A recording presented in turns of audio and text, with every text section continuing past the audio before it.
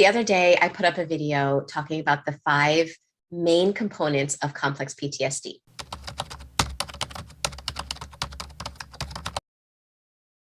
And I was looking back, I was thinking about how I went about working through those 5 main components.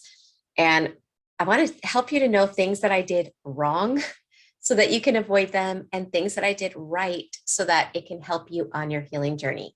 So the first thing that I did wrong was I tried to kind of go at all 5 of those head on, like kamikaze, right at all 5 of them.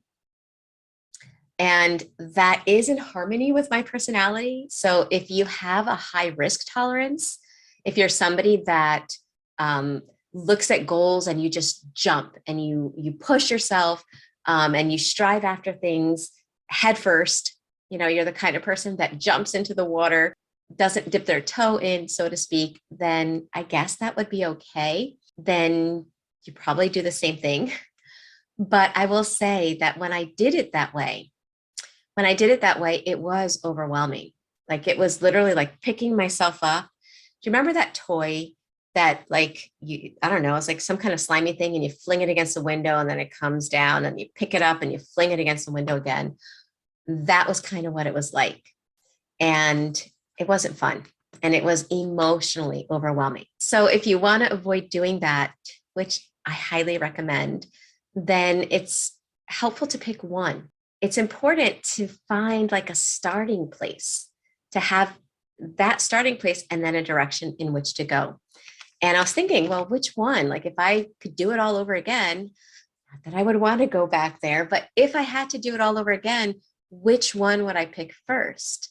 And I realized that the one that I would pick first to start on would be overcoming self-abandonment. Okay, because think about it. One part of complex PTSD is you abandon yourself. You don't know how to show up for yourself.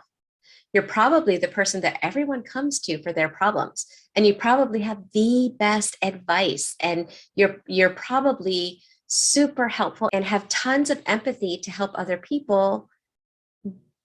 But those behaviors you struggle to be able to give to you. Okay, let me know. Let me know in the comment section if this is resonating.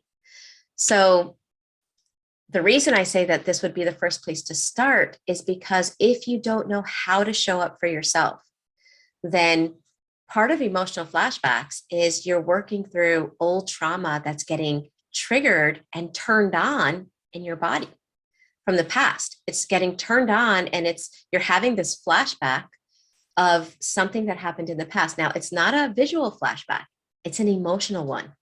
So you're getting these intense emotions of shame, of anger, of fear. And if you don't know how to treat yourself the way you treat others, if you wind up abandoning yourself when you're having emotional flashbacks, you can't work through them. They'll just continue to come up again and again. And if anything, they'll get worse. Okay, because our emotions, what they're looking for is to be nurtured, loved, and cared for. If we don't know how to do that, then we're not going to be able to overcome emotional flashbacks. Social anxiety. If you want to overcome social anxiety, I know in my case, I thought it was all about, being able to be confident and people could see that you were confident. But to really overcome social anxiety, believe it or not, has nothing to do with how other people view you. It has to do with how you view you. So if you emotionally abandon yourself, but you're trying to be confident and show up and be different around people, it's not going to work. Same thing with toxic shame. Toxic shame is such an overpowering emotion. Literally, it's the worst emotion in the body. Okay, so when you're feeling that, if you don't know how to support yourself and emotionally be there for yourself during that emotion, you can wind up having like an emotional hangover with shame that can last sometimes hours, sometimes days, sometimes weeks. And the last one is a harsh inner critic. Again, that in order to change your inner dialogue, you have to know how to talk to yourself. You have to know how to break free of the internalized inner dialogue of the abuser.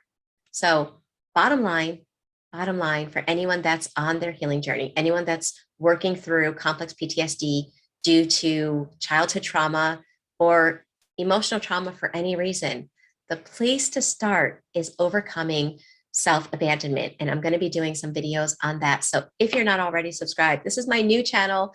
My old channel was all about the other person and people that hurt you, right?